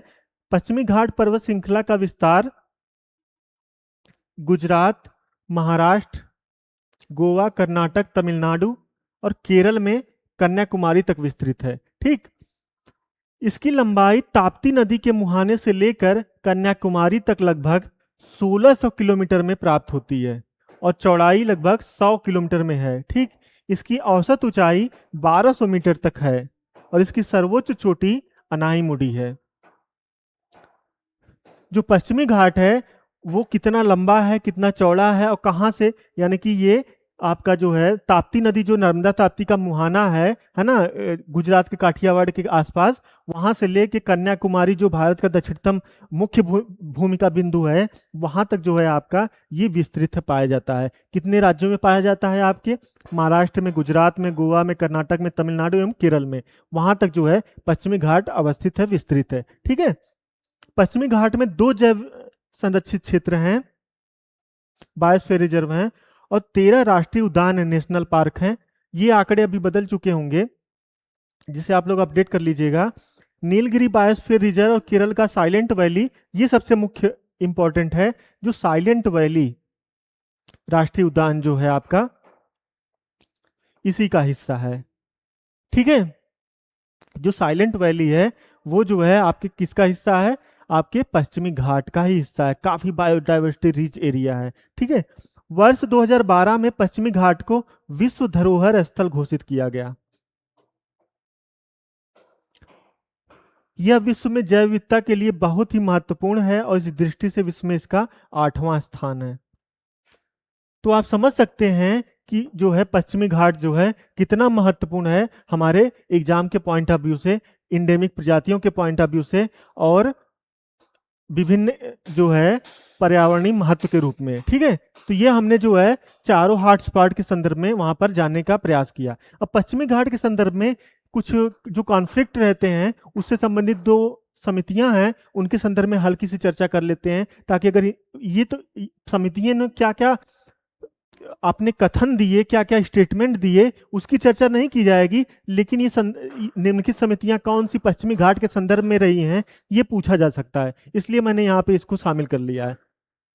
पहली है आपकी गॉडगिल समिति और दूसरी है आपकी कस्तूरी रंगन समिति। ठीक है, अगस्त 2011 में माधव गाडगिल की अध्यक्षता में गठित पश्चिमी घाट पारिस्थितिकी विशेषज्ञ समूह ने पूरे पश्चिमी घाट को पारिस्थितिक रूप में संवेदनशील क्षेत्र घोषित करने की सिफारिश किया था। यानी कि जो माधव गाडगिल समिति थी, उनकी अध्यक्षता में जो समिति बनी थी, वो संपूर्ण पश्चिमी घाट को जो है वो संवेदनशील क्षेत्र घोषित कर रहे थे पर्यावरण की दृष्टि से। ठीक, केंद्रीय पर्यावरण एवं वन मंत्रालय ने प्रोफेसर माधव गाडगिल समिति की रिपोर्ट के अध्ययन के लिए कस्तूरी रंगन कार्यदल का गठन किया। यानी कि सबसे पहले जो माधव गाडगिल जो समिति थी, सबसे पहले वो जो है ये अनुशंसा करते हैं कि जो संपूर्ण पश्चिमी घाट है उसका जो है संरक्षण होना चाहिए, वो इको सेंसिटिव जोन घोषित किया जाना चाहिए। ठीक, लेकिन उसके जो है बाद में जो है कस्तूरी रंगन कार्यदल का गठन किया जाता है। वो क्या क्यों किया जाता है, वो जो है जो इनकी रिपोर्ट आती है उसको जो है अध्ययन के लिए इनका जो है गठन किया जाता है। और उसमें क्या होता है, कस्तूरी रंगन कार्य समूह ने पश्चिमी घाट के प्राकृतिक परिदृश्य के 90% कुल क्षेत्रफल का लगभग 37% को ही पारिस्थितिक रूप से संवेदनशील माना। यहीं पे जो है मुख्य बिंदु छिपा हुआ है। यानी कि जो माधव गाडगिल थे वो संपूर्ण पश्चिमी घाट को जो है घोषित करना चाहते थे पर्यावरण संरक्षण की दृष्टि से वो क्षेत्र, लेकिन जो कस्तूरी रंगन कार्यदल गठन हुआ बाद में, है ना, तो उसने क्या किया कि जो प्राकृतिक परिदृश्य है, यानी कि जो प्राकृतिक भाग है, वन वाला भाग, पर्वत वाला भाग, उसके 90% और कुल क्षेत्र का लगभग केवल 37% भाग को ही पारिस्थितिकी रूप से संवेदनशील माना। अब यहाँ पे इसलिए क्योंकि अभी जो कॉन्फ्लिक्ट पैदा हुआ है, जैसे अभी हमने आगे पिछले स्लाइड में चर्चा किया कि पश्चिमी घाट जो क्षेत्र है वो स्थानीय प्रजातियों एवं पर्यावरण की दृष्टि से, इको सेंसिटिव क्षेत्र की दृष्टि से काफी महत्वपूर्ण है। उसके साथ साथ ये हॉटस्पॉट है। हॉटस्पॉट क्यों है, क्योंकि यहाँ पे अत्यधिक मात्रा में जैव विविधता प्राप्त होती है ना। उसकी और दूसरी बात कि कॉन्फ्लिक्ट ये हुआ कि यहाँ पे जनसंख्या सर्वाधिक, विश्व के एक ऐसा हॉटस्पॉट जहाँ पे विश्व की सर्वाधिक जनसंख्या घनत्व प्राप्त होता है, मानव अधिवास है ना। तो इसलिए मानव का वहाँ हस्तक्षेप ज्यादा है, तो पर्यावरण को जो नुकसान है वो भी वहाँ पे ज्यादा ही होगा। खनन कार्य ज्यादा होते हैं पश्चिमी घाट में, जानते हैं आप। तो उसकी वजह से जो है यहाँ पे विवाद की स्थिति उत्पन्न हो गई। माधव गाडगिल जो है पूरे क्षेत्र को घोषित करना चाहते थे और कस्तूरी रंगन जो है 37% भाग को ही घोषित करना चाहते थे। तो ओवरऑल जो है ये इसी पूरा ये वहां पे सिनेरियो मिलता है आपको। अब ये दोनों समितियों का नाम आप याद रख लीजिएगा। एक माधव गाडगिल समिति किससे संबंधित है, कस्तूरी रंगन समिति किस कार्यदल किससे संबंधित है, दोनों पूछा गया है और फिर आगे पूछा भी जाएगा। ठीक, आगे चलते हैं। सरकार ने कस्तूरी रंगन कार्यदल की रिपोर्ट को आंशिक रूप से स्वीकार करते हुए लगभग 1/3 क्षेत्र को इको सेंसिटिव एरिया के रूप में घोषित कर दिया। इस घोषणा से यह भारत का सबसे बड़ा संरक्षित क्षेत्र वन हो गया। अब आप सोचिए कि माधव गाडगिल की जो रिपोर्ट आई थी वो 100% घोषित कर रहे थे, लेकिन कस्तूरी रंगन जो उस अनुशंसा को, उस रिपोर्ट की जो है ना कार्यदल गठित होता है, उस रिपोर्ट को जो है अध्ययन करते हैं, वो केवल पहले 100% था, उसके बाद फिर 37% होता है कस्तूरी रंगन के अकॉर्डिंग, और ये माधव गाडगिल के अकॉर्डिंग रहता है। फिर सरकार जो है इसको मान लेती है, 1/3 मान लेती है। 1/3 क्षेत्र जो है इको सेंसिटिव जोन घोषित हो जाता है। इसके बाद भी ये क्षेत्र जो है भारत का सबसे बड़ा संरक्षित क्षेत्र घोषित किया गया है। अब आप समझ सकते हैं कि जैव विविधता की दृष्टि से पश्चिमी घाट कितना महत्वपूर्ण है और कितनी अपनी महत्ता रखता है। ठीक है, आगे चलते हैं।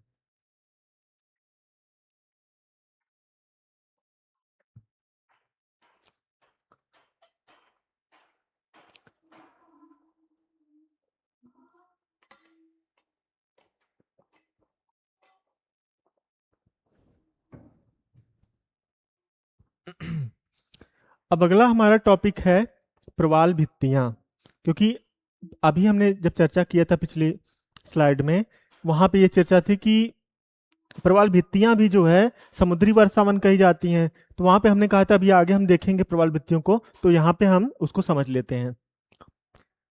प्रवाल भित्तियां क्या होती हैं ये तो आप जानते ही होंगे, नहीं जानते हैं तो अभी जानते हैं हम लोग मिलके। प्रवाल भित्तियों के विकास के लिए जो आदर्श दशाएं होती हैं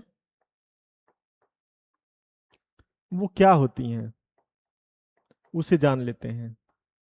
पहला, जो प्रवाल होता है वो चूना प्रधान जीव होता है, यानी कि उसमें चूने की प्रधानता होती है, चूने की अधिकता होती है, चूने से निर्मित होता है, कैल्शियम से निर्मित होता है, कैल्शियम कार्बोनेट से। ठीक है, और इसके विकास इसका विकास की जो अवस्थिति है ये कहाँ कहाँ डेवलप होता है, ये ऐसा नहीं कि समस्त पृथ्वी पे ये पाया जाता है, नहीं।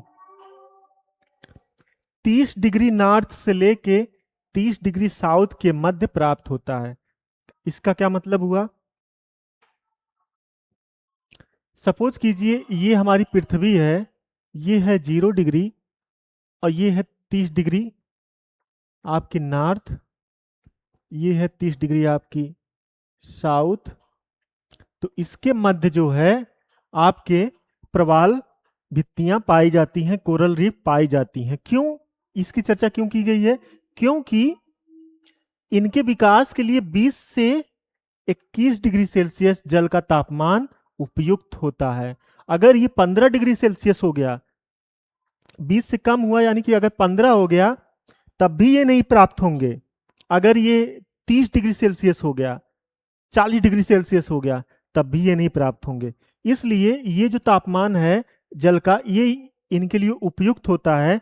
इसलिए जो है इनका जो वैश्विक विस्तार होता है वो इसी के मध्य प्राप्त होता है। ठीक, इतना क्लियर हो गया।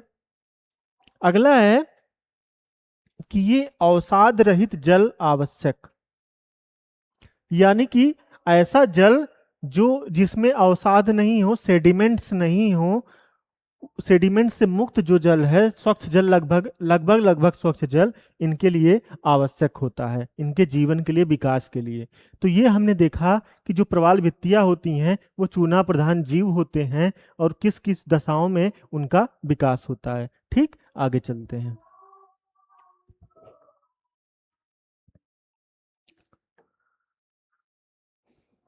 पहले विनाश ही आ गया। ये देख लीजिए, ये है प्रवाल का जीव, कोई रंग बिरंगा, कितने रंग बिरंगे दिख रहे हैं, देख रहे हैं ये चीजें किस प्रकार से दिख रहे हैं।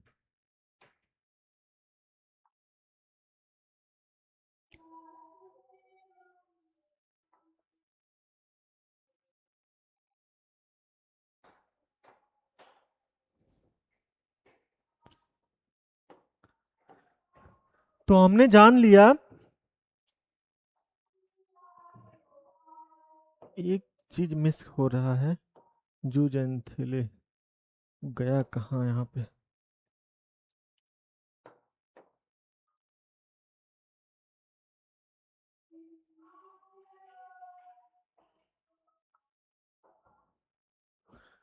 ये इंफोग्राफिक के माध्यम से हम समझने का प्रयास करते हैं। यहाँ पे वास्तव में जो है प्रवाल होते क्या हैं और किस प्रकार से उनका जो सिम्बायोसिस का रिलेशन है शैवाल के साथ, उसे समझ लेते हैं। ठीक है, फिर आगे हम कोरल ब्लीचिंग के बारे में भी देखते हैं। तो अभी हमने देख लिया कि प्रवाल के विकास के लिए कौन सी दशाएं उपयुक्त होती हैं उसे समझ लिया, उतना समझ में आ गया। आगे चलते हैं। वास्तव में जो कोरल होता है वो, जो कोरल जीव होते हैं वो और शैवाल दोनों के मध्य जो है सिम्बायोसिस, सहोपकारिता डेवलप होती है। क्या मतलब हुआ? जो कोरल पॉलिप प्लस शैवाल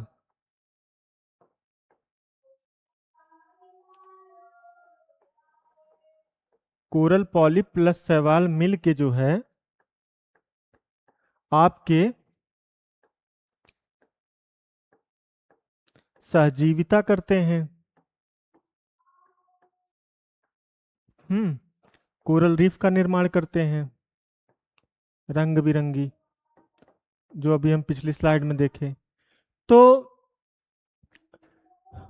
शैवाल जो होते हैं वो कोरल रीफ से, कोरल पॉलिप से जुड़े होते हैं। और कौन सा शैवाल होता है? जूजेंथेले शैवाल होता है, जो यहां पे दिया गया है आपका। जो जूजेंथेले शैवाल है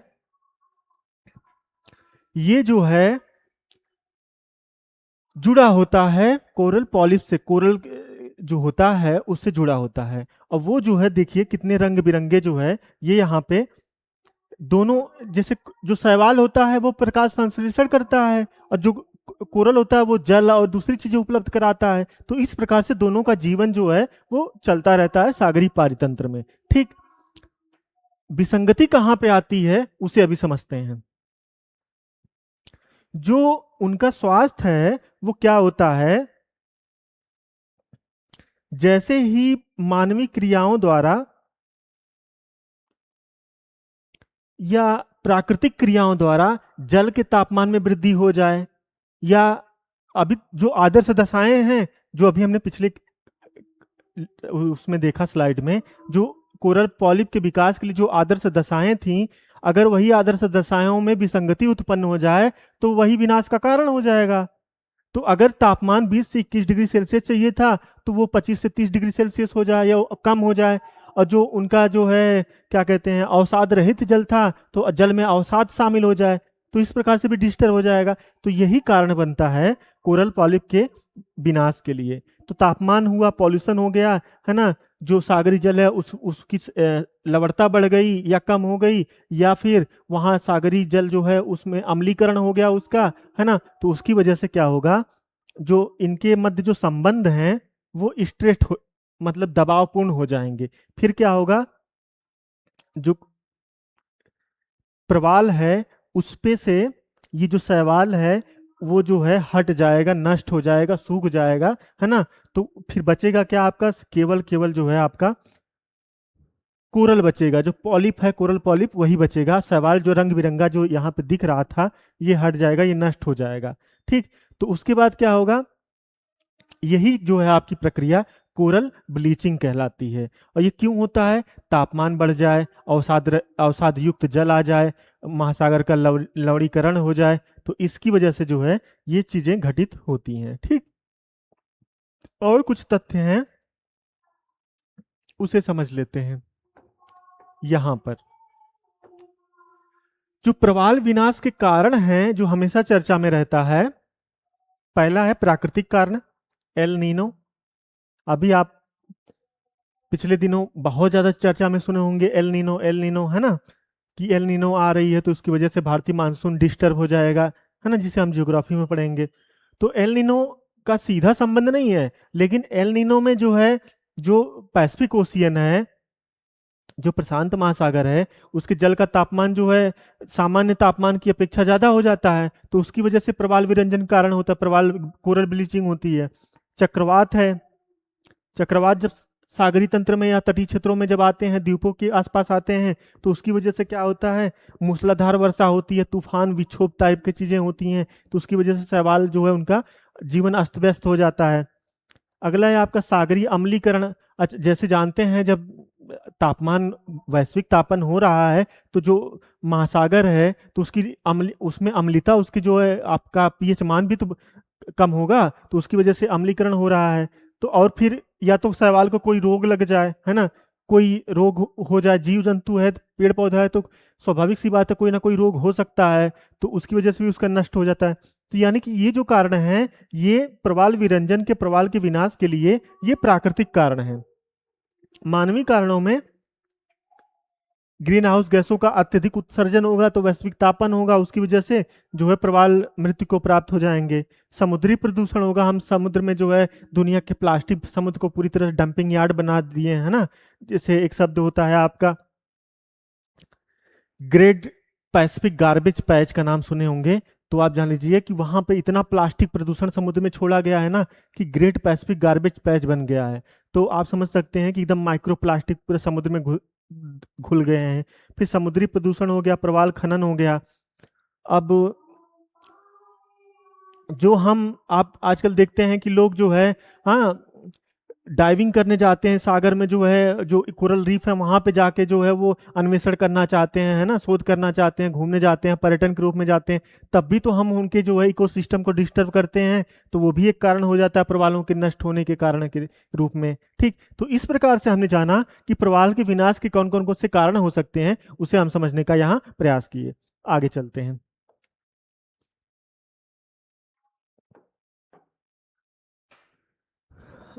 प्रवाल की खोल के ऊपर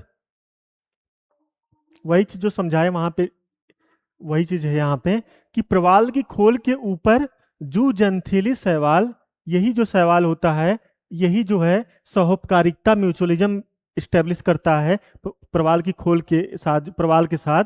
वही शैवाल है जू जंथेली शैवाल। ये एग्जाम के पॉइंट ऑफ व्यू से महत्वपूर्ण पूछा जाता है। शैवाल पाया जाता है जिसके कारण प्रवाल रंगीन दिखाई देता है।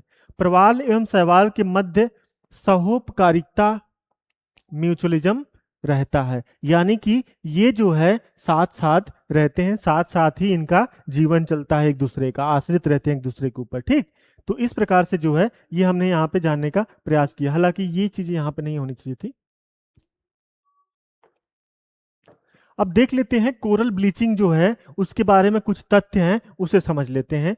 ठीक, प्रवाल पर आवास की दृष्टि से आश्रित शैवाल, यानी कि जो प्रवाल पर रहने वाला शैवाल था, जो शैवाल जो जंथेली शैवाल अभी हमने जाना, वो जब पर्यावरणीय कारणों से या मानवीय कारणों से उसके ऊपर से पृथक हो जाता है, उससे अलग हो जाता है, हट जाता है वहां से, प्रवाल के ऊपर से, कोरल पॉलिप के ऊपर से, तब प्रवाल अपने वास्तविक रंग सफेद में आ जाता है।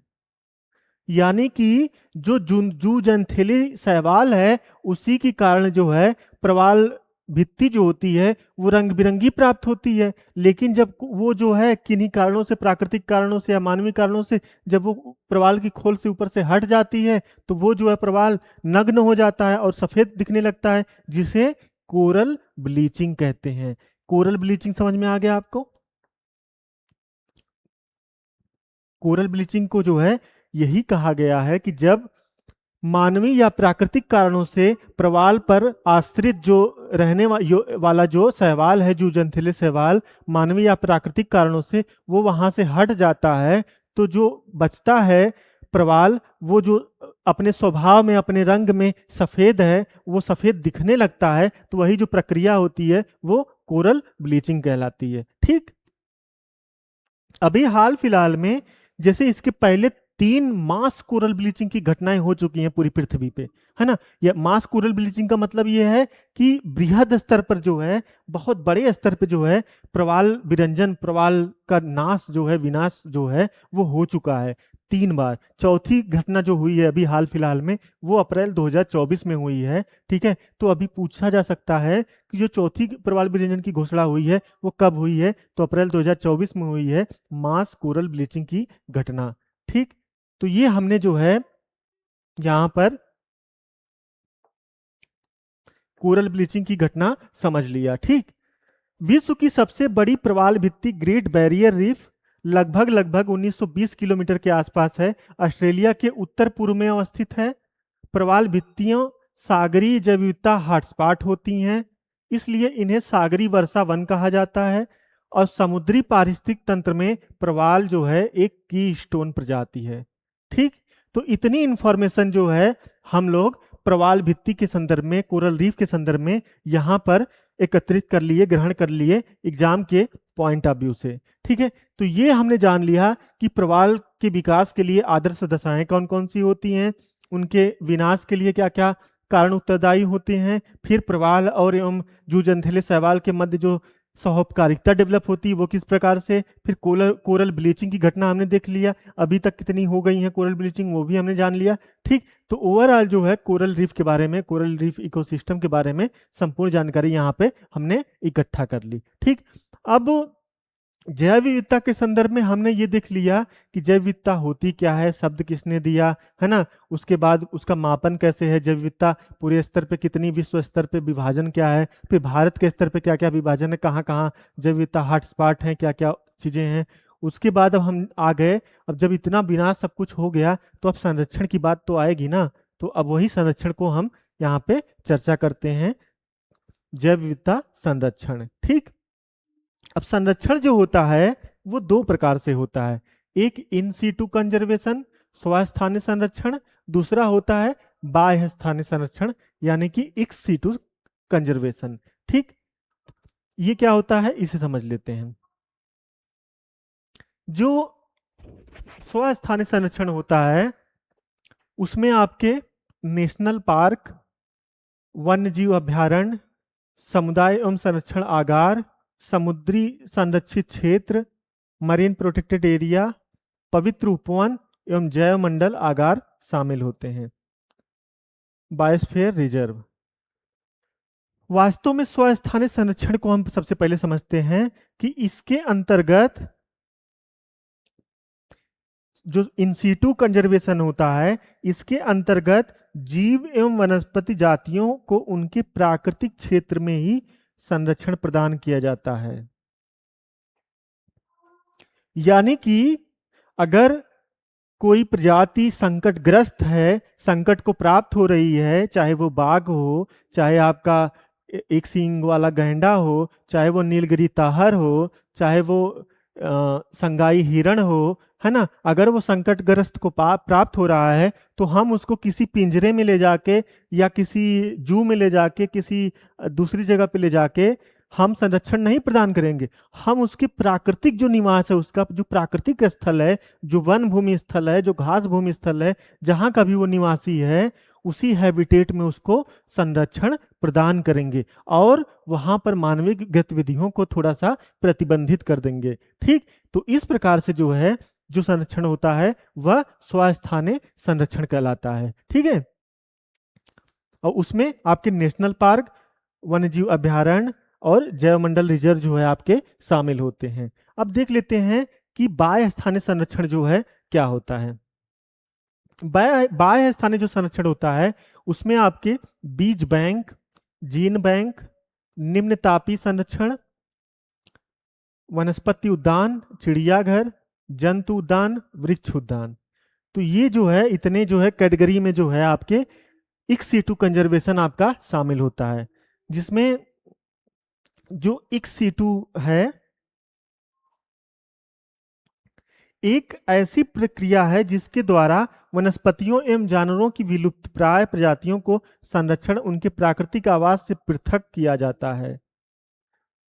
यानी कि जो वनस्पतियां हैं, जीव जंतुओं की प्रजातियां हैं, उनके प्राकृतिक आवास पर उनको संरक्षण न प्रदान करके कुछ मानव निर्मित या कुछ दूसरी प्रक्रियाओं के माध्यम से संरक्षण प्रदान किया जाता है। वो कौन सी प्रक्रियाएं हैं उसे देख लेते हैं।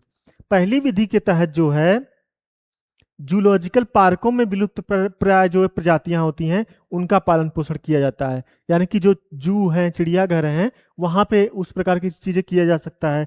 दूसरा विधि जो है जिसे जीवित शुक्राणुओं, अंडों एवं भ्रूणों के नमूनों को जो है अत्यंत कम तापमान पर द्रवित नाइट्रोजन में संरक्षित किया जाता है। आप जानते हैं कि आजकल एक ट्रेंड चल रहा है कि लोग जो है काफी देर से शादियां कर रहे हैं। अब वो क्या करते हैं, महिलाएं अपने जो है ना, जो अपने अंडों को और जो पुरुष हैं वो अपने शुक्राणुओं को वहां पर नाइट्रोजन प्रक्रिया के माध्यम से जो है वहां पर संरक्षित करा दे रहे हैं इन फ्यूचर के लिए, कि कभी भी उनको जो है चाहे आईवीएफ के माध्यम से, इन विट्रो फर्टिलाइजेशन के माध्यम से, है ना, वो जो है अपना फर्टिलाइजेशन करा लेंगे, निषेचन प्रक्रिया करा लेंगे, और भविष्य में अगर उनको संतान प्राप्ति की इच्छा करेगी तो वहां से वो चीजें प्राप्त कर लेंगे। हालांकि भले वो उस टाइम, पॉइंट ऑफ टाइम पे जो है योग्य नहीं रहेंगे जो है संतानोत्पत्ति के लिए, अपने वंश को आगे बढ़ाने के लिए, लेकिन जो है वो इस संरक्षण के माध्यम से ये चीजें आप अपना जो है जीवन को अग्रसित करने के लिए, है ना, संतानोत्पत्ति की जो है लालसा को बढ़ाने के लिए, अपनी उसको प्रक्रिया को बढ़ाने के लिए ये चीजें कर सकते हैं। तो ये एक विधि है जो है बाह्य संरक्षण के रूप में। और यहाँ पे जो विभिन्न प्रकार के बीज हैं, जैसे आप जानते हैं कि जो पहले आजकल जो है हम लोग देखते हैं कि जो एक बार धान या गेहूं का बीज बोया जाता है दोबारा उसका उपयोग नहीं किया जाता है। तो आप सोचिए, कल्पना कीजिए कि हम कितना बाजार पर निर्भर हो चुके हैं। जो पहले के हमारे परंपरावादी जो बीज थे वो एक तरह से कोई उसका संरक्षण नहीं कर रहा, सब नष्ट हो चुके हैं। ठीक है, तो इस प्रकार से जो है हमारी जो जैव विविधता है, जो सब चीजें, जो हमारी फसल की विविधता थी, वो सब खतरे में है। तो उसमें क्या किया, अभी हम देखेंगे इंफॉर्मेशन के माध्यम से, कि जो आपका आर्कटिक क्षेत्र है वहां पे स्वालबार्ड रीजन है, वहां पे जो है बीजों का जो है विभिन्न जो परंपरावादी बीज रहे हैं, चाहे वो गेहूं, धान, जितने भी फसलें हैं, सबके बीज वहां पे जो है संरक्षित किए जा रहे हैं। ठीक है, ताकि कहीं कभी कोई आपदा आ जाए, कोई रोग लग जाए, कोई बीमारी आ जाए, तो जो हमारा जो बीज है, फसल है, वो जो है पूरी तरह नष्ट ना हो जाए, है ना, उसका अस्तित्व ही खत्म ना हो जाए। क्योंकि अगर बीज नहीं रहेगा तो फिर फसल कैसे पैदा होगी, फिर हमारा जीवन भोजन के रूप में कैसे सब चीजें चलेंगी। तो इसलिए वहां पे संरक्षण किया जा रहा है एक्स सीटू संरक्षण के माध्यम से। ठीक, तो ये हमने देख लिया कि जैव विविधता संरक्षण के लिए दो विधियां जो हैं, वो एक स्वस्थानीय संरक्षण, दूसरा बाह्य स्थानीय संरक्षण है। ठीक है, तो ये दोनों चीजें हम समझ लिए। अब जो है अगली क्लास में जो है हम लोग